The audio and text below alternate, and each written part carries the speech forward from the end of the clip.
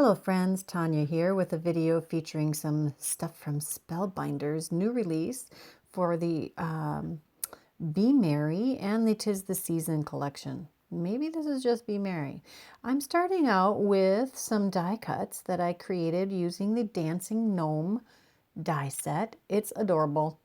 Has dies that will cut out a tree stump, a tree with several layers, and this adorable dancing gnome.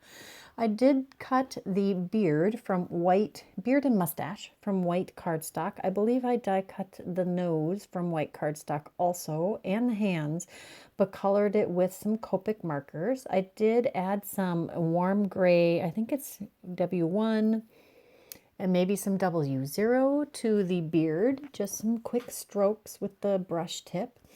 And I'm adhering the pieces together. He actually assembles pretty easily. These arms have a very round end that indicates where you are going to adhere that to the body. And I did die cut those from pattern paper, the same pattern paper that I cut the shirt die from. Trying to keep the sleeves the same pattern as the body of the garment. And I am going to use flesh-toned hands here. You could use mittens or glove colors, so you could make those colored like garments or colored like flesh tone. That's what I chose to do on this particular little gnome. He actually comes together pretty quickly. And it's fun to pull out some of your pattern papers to create his outfit. I did decide to go with just black for his leggings. And I did cut two of them. Actually, I think I glued the paper together before I die cut it because I wanted it extra sturdy and a little heavier to provide some assistance for the dancing portion. Next, I took a 5x7, nope, this is a half sheet of paper, just plain half sheet of paper. And I pulled out some Distress Oxides, and I bet you didn't know this, but Spellbinders is carrying 30 of the Distress Oxide colors. And these happen to be 3 of the colors that they are carrying. I apologize for the autofocus on my camera. I cannot figure out how to make that autofocus feature go away. If you find it annoying, just know that I do too. I am ink blending Fired Brick and Festive Berries and Antique Linen here. I'm going to add some interest to it by spattering it with some plain water, and you can see the distress properties playing out here. And then I'm using what I have on hand, which happens to be liquid pixie dust. I bet that you could, if you had some of these shimmer silks, you could use that instead. I'll link both of those in the description box below. And I'm adhering this panel that I've cut down to 4.5 by 6.5 to a 5x7 card base. I personally really love making 5x7 cards, and that's the only way I could get all 3 of these little gnomes to fit on one card. So next I'm going to take this stump that I've already die cut and adhered together, and this sentiment from the mini Christmas sentiment strips, which is a Glimmer plate set, or you can get it as a stamp set, both of which come with a coordinating die for cutting these sentiment strips. And I'm going to adhere that over the tree stump. And then I'm going to figure out my placement. I made 4 of these little gnomes pretty quickly. And I am trying to decide which pattern mix I want. And placement of the gnome's legs. These motion characters are remarkably simple to assemble. You do not need a circle. A little rectangle or square will work just fine. You can use whatever dimensional means you have at your disposal. I happen to really enjoy using coaster blanks, which are simply pulpboard blanks for coasters like you would get at the bar. And I found them on Amazon, and I will have that linked in the description box below. I get lots of questions about coaster blanks every video that I mention them. So we'll just go ahead and put that information right out there. You can use layers of cardstock, or you can use dimensionals, whatever you like, foam, fun foam. And you just need a little square of that in the center of your legs, and then an equal number of layers of that behind your gnome topper. And then this angle, I can't get a good angle. I needed to have the camera more like it was on my body facing the card, but this is the best I can do right now. And they just swing back and forth on that little piece of dimensional underneath the gnomes. Now this particular card, I put the feet dangled a little too far down on the middle one. I do end up going back and trimming just a little bit of that stump off so he swings a little more freely. I did take some snowflakes, die cut from white glitter paper, and adhered those to the card base. Those, I believe, are from the Chill Bear stamp die set. Maybe they're in the Gnome one. I think they're really from the Chill Bear, which is also in this release.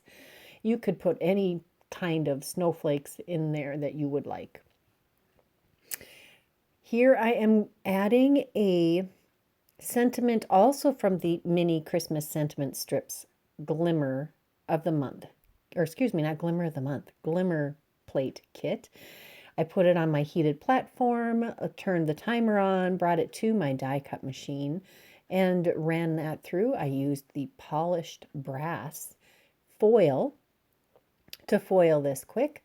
And this one says, "Festive wishes from all of us." And the front says, "Eat, drink, and be merry." Here is that coordinating die. When you're die cutting this, the important thing you want to remember is to not put your tape over the foiling because it can remove it. You saw me brushing a eraser over the panel when I first pulled it off of the platform after it had been foiled, and that was to get rid of any overfoiling. I did some partial die cutting of this sentiment banner. It is extra long so that you can use it for whatever length you need it to. And this way you get a nice finished edge. If you don't mind that the ends aren't the same die cut look, then you could just trim it with a scissor or your paper trimmer. I personally like the finished edge that the die creates. We're going to adhere our last gnome minus his legs to the inside of the card. We can't do the swinging motion on the inside of this card. And we're going to also adhere the die cut and foiled sentiment to the inside of the card also. And that's going to finish off this card. Those gnomes are so darn cute. Next card, this is going to be my favorite card on this video, is using the Holiday Gnomes stamp set. It had been unavailable for a short time, and now it's available, so it's okay for me to share this video with you. I am going to show you the coloring, Copic coloring of this grouping of gnomes, and I was a little sloppy, and you'll see how I fix that later after I'm finished coloring all of the pieces. And it's a subtle theme here, but I'm going for a rainbow because everything's rainbow lately. I love rainbows. Everyone loves rainbows. They're kind of a symbol of hope, and color is life. So we're doing a red hat on this gnome with some orange pants, and we're going to give him a brown mustache and beard. I'm starting, I believe these are the E25s, or excuse me, E20s, probably E25, 27, and 29. And I started with the lightest and colored all of the mustache and beard, and then I go back with the mid-tone and the darker color. I'm going to color his shoes brown, and we're going to go with a fair skin on these little gnomes using, I think it's E50 and E11.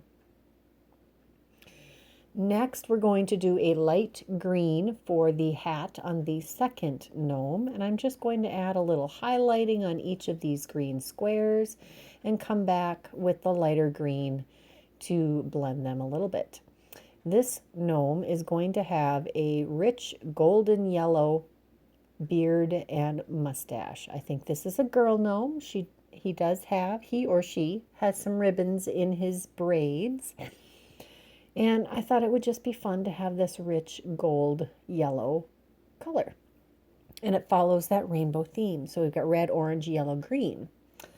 I don't remember the colors I used. I don't at all. I'm sorry. And I did add the green to the little bows. Again, we're doing E11 and E50 for the nose.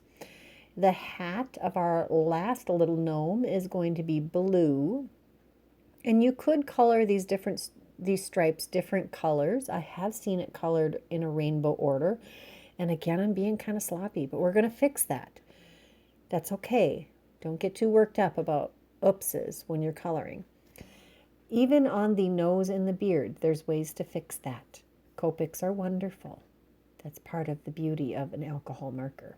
He's going to have some purple pants. I'm using 2 different colors, adding a little shading and blending that out again.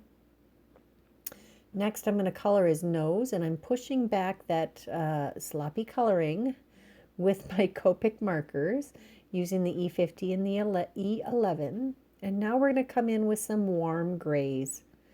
And I am not going to have a white, he's not going to have a white beard. It's going to still be gray.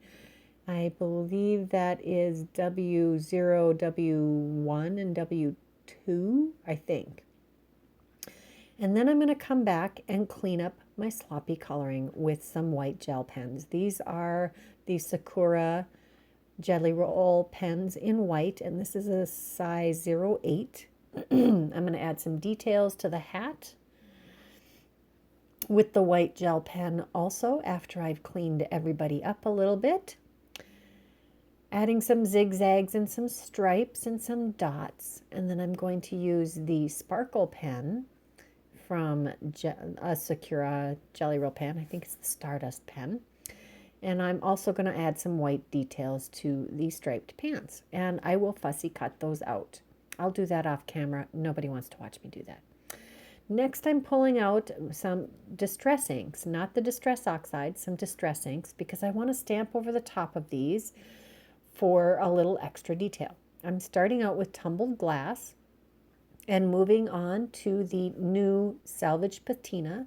I really love these 2 colors together. They make for a rich, vibrant sky, which reminds me of the sky here in the fall. And when I say here, I mean northern Minnesota. Now, I've been using the same grouping of blending brushes, for well over a year now, and this green was a little stiff. You saw me squish those bristles till they freed up and moved a little more freely. Next, I'm using peeled paint and Rustic Wilderness for the green part of this card. They're going to be standing outside in the woods, and I'm going to blend these 2 colors out. I'm going to have to remember this color combo because I think it turned out fantastic. Next, I'm going to take a paintbrush, watercolor brush, and spatter it with water to get that nice reactive texture to the background, which I love. We're going to clean up our work surface a little bit, and then we're going to come back with the tree stamp from the stamp set and the Distress Oxide version of the same 2 greens. So we've got peeled paint and Rustic Wilderness again here. And I'm going to start out with the lighter color. I'm going to start out with the peeled paint and stamp a few trees on the panel. This is going to be a mini slimline card, by the way. And then I'm going to come back with Rustic Wilderness and fill in the rest of the space with the more trees. I like how Distress Oxide stamp over Distress inks. I think they work very well together. I like that little forest we've created with that beautiful crisp blue sky. I decided we needed to add some snowflakes. I know they are quite outsized compared to the trees and the gnomes, but they do add a pretty detail to the background. I'm using some embossing ink from Ink on 3 called Juicy, and it does work beautifully. Whatever embossing ink you have would work great. This is some white satin pearl embossing powder from Hero Arts that I have used to emboss these snowflakes. I didn't want white, that was too bold for the rest of the card. It would have put it off balance. I'm laying my gnomes in the card scene and laying this in my mini Misty, which Spellbinders is carrying now. It's hard to get your hand on any Misty except for the giant one right now. So I'm kind of excited that they're carrying them at Spellbinders. I'm going to use some VersaFine Onyx Black ink, which is embossable. It has a little longer drying time. So we're going to stamp this twice to get a nice crisp image here for the From Our Gnome to Yours. And I'm going to use some clear embossing powder to put over the top of this sentiment. I like the raised, shiny detail you get when you heat emboss your sentiment. Next, I'm going to take the same sentiment, the same sentiment. It's going to say Merry Christmas. We're going to take the completing sentiment and stamp that on the inside. But before we do that, I'm going to add some more of these trees on the inside of the card. So I've taken the peeled paint and the rustic wilderness, and I'm going to stamp those, overlapping a bit on the inside of the card, right where the sentiment is going to go. Now I'm not going to heat emboss on the inside, so we don't have to worry about making sure that ink is dry before we apply our Merry Christmas, which I did double stamp again to make sure I get a nice crisp sentiment, especially over the trees. Now I'm going to adhere the finished front panel, which I put some scratch cardstock behind that. I didn't use coaster blanks that time because I only wanted a little bit of height.